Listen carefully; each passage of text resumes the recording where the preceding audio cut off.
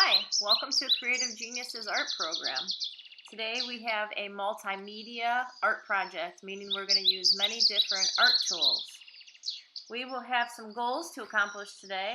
We're going to first create a worksheet of bird parts as a brainstorm to plan for a bird drawing. We're going to use our worksheet to draw birds, and then we'll use an oil resist technique to create a sky background. And we'll finish up by doing some paper sculpting to create some branches of a tree that the bird can either sit on or float around. Your art kit will contain all the supplies and materials you need to complete today's art project. The list is: you will need sketch paper, multimedia paper, crayons or colored pencils, white oil pastel, just one, blue watercolor paint, a wide paintbrush about 1 inch, some brown craft paper, glue, a feather, some paper towel. And there's a couple worksheets that will help you along the way and enhance your experience: the Artistic Habits worksheet and also how to draw a Rizzy bird worksheet. Other materials that you may have around the house that would help is a pencil and some extra crayons or colored pencils.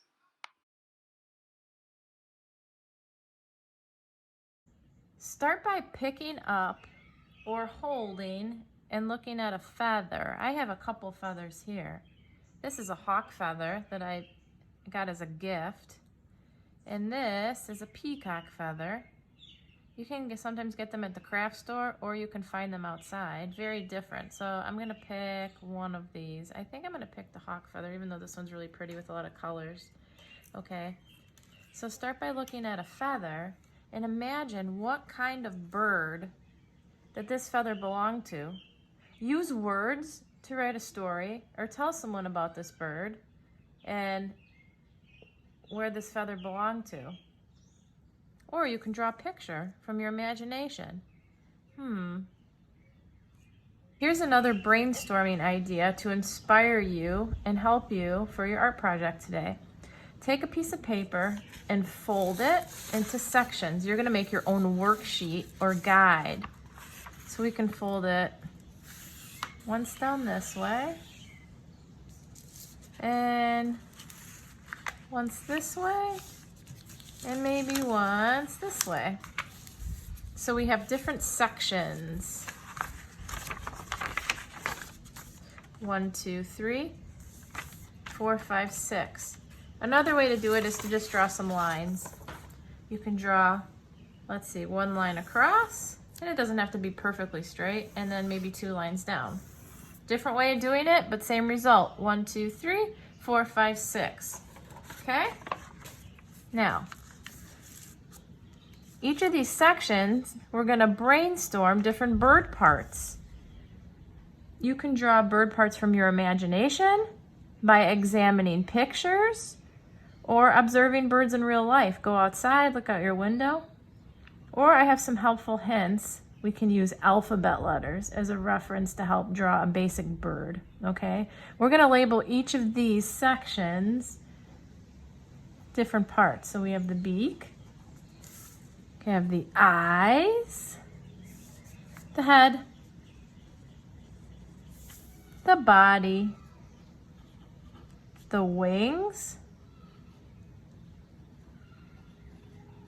and how about the tail? Now, if I'm missing any pieces that you think of, go ahead and maybe make another little section or trade it in for one of these, but we can work all over our paper, but this is just a basic way to organize ourselves. All right, so beaks. Different beaks that birds have. I'm just gonna use my imagination. Beaks are oftentimes like a letter V on its side. So if you had a V, it can be on its side, can be standing up. It's almost like a triangle, but the letter V or the letter W. See it? Here's his little mouth open. Now it can be long, it can be kind of short and stubby. It can be really long and skinny beak. Maybe it's kind of curvy a little bit. All different kinds of beaks. The eyes, letter of the alphabet. What could be the eyes? The letter O, Here's some eyes. Maybe they're little beady eyes. Maybe they're wide eyes like this. Different bird eyes. A little dot in there. Different kinds of eyes. Okay, how about the head? The head is shaped like an oval too. Or a O. Little, big. Just round. Different heads for the bird. The body. The body can be shaped sometimes like the letter U. Different varieties, maybe big and large, maybe skinny mini, maybe short little baby U. All these different U's can be the body. The wings. The wings can be shaped like several letters. Wings can be like a letter U, a letter V.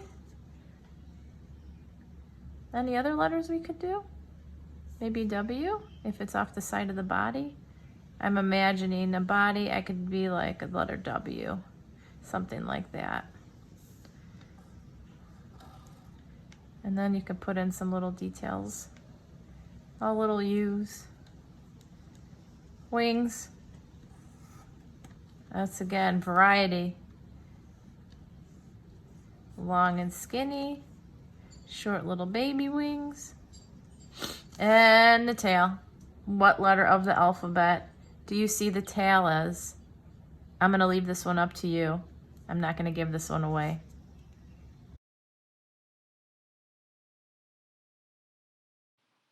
Birds are beautiful creatures in nature, and there are a variety of birds in all colors, shapes, and sizes. Birds can be found in art from many cultures all over the world. Egypt, for example, highlights the hawk or falcon in its art. Horus, the half-bird, half-man creature in Egyptian art, represents protection. Why do you think the Egyptians chose a bird to represent a protector? Native Americans use bird feathers in their headdresses and jewelry. The hawk is a symbol of power, protection, strength, and freedom. How do you think those qualities relate to a bird? What other symbolic meanings could a bird have?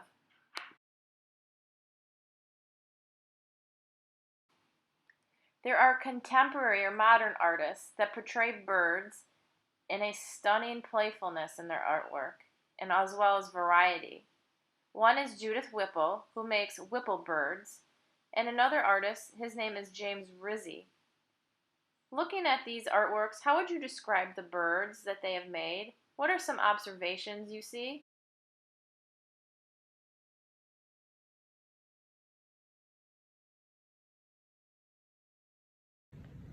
We're now going to do our art masterpiece, and I'm going to use my brainstorm sketches, all those ideas to create my own bird. It's kind of like a piecing it together like a puzzle or Mr. Potato Head.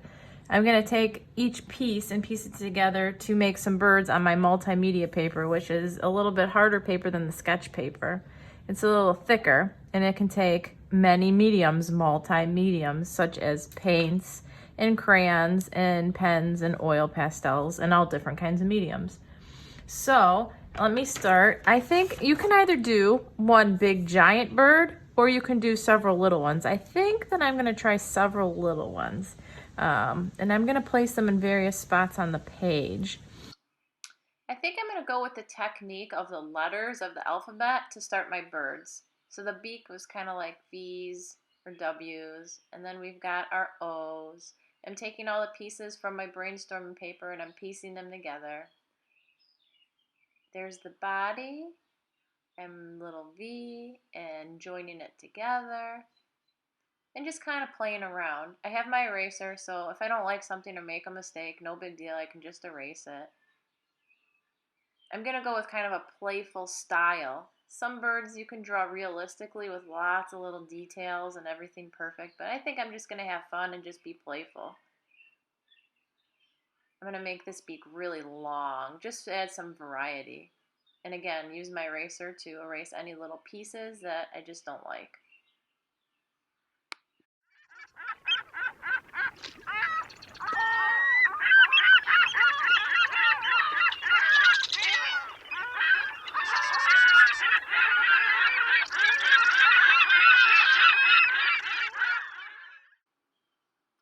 Now I'm going to start going in with some colors. You can use crayons or colored pencils. It has to be something waxy because we're going to be following this up with a technique called a wax resist.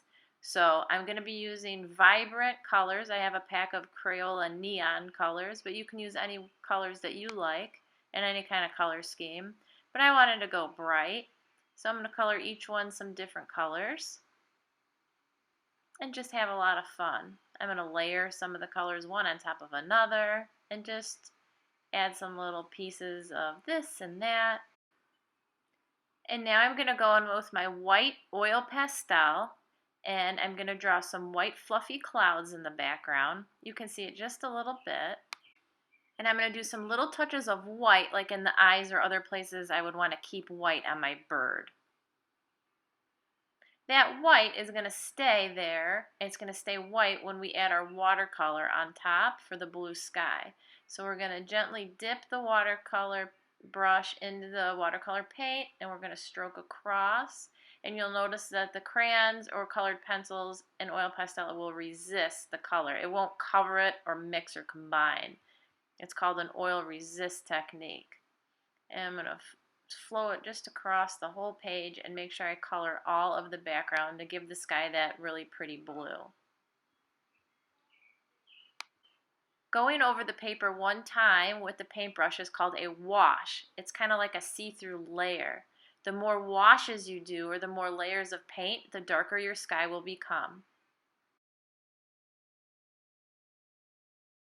If you have any tiny little beads of color on top of your bird that you don't like, you can just take a little tiny paper towel and just kind of blot that off. It's not going to absorb into the paper.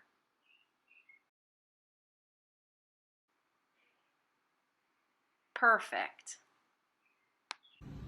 There's one last little detail that we're going to add with some paper sculpting. We're going to make some branches for these birds to sit on. So your package or art kit may have come with some of this craft paper, or you may have a paper bag laying at home. We're going to tear some strips and we're going to do some paper sculpting. We're going to sculpt it like you would do clay. I'm going to squeeze it and it's going to become like a texture, almost like a branch has a rough texture. These birds are going to sit on these branches that are going to go across the page. Now, the wider the paper is that you scrunch, the bigger your branch will be.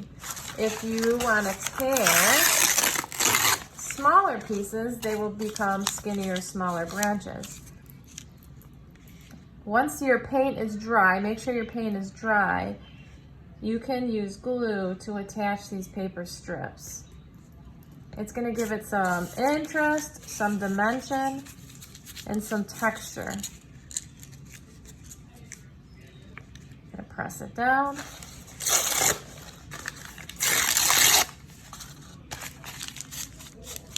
Now you can make them sticking out like this. Branches go all different ways. And you're going to have to measure how long the branches are. Maybe this will go like this.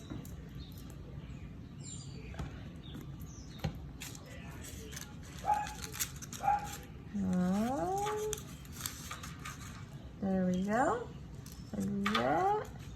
And I may have a little teeny tiny one for this little guy over here.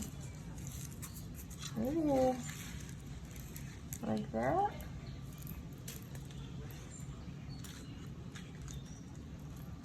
That's kind of coming out of nowhere, so I might attach it to a tree that's coming down like that. That's what I think I'm going to do. Yeah, something like that. Because that branch is kind of floating in space there. Okay. Ooh.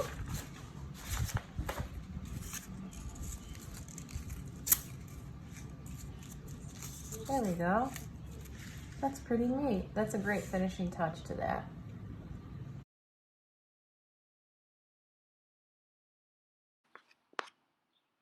For a future art making idea, imagine a bird flying through the sky or sitting on a branch. What would the bird see looking down? Taking a bird's perspective is called a bird's eye view in the art world. Artists can produce different views by thinking of different perspectives. To understand this a little better, think about a little bug walking along and looking up at the sky, and then think about the bird you made way up high in the sky. How are their views different? What do they each see? Use this scenario to create a drawing or write a story. Please share your artwork with other creative geniuses. Part of being an artist is not only making art, but letting others look at and enjoy what you've created. Post photos on the Creative Geniuses Facebook page or email gina@wearecreativegeniuses.com.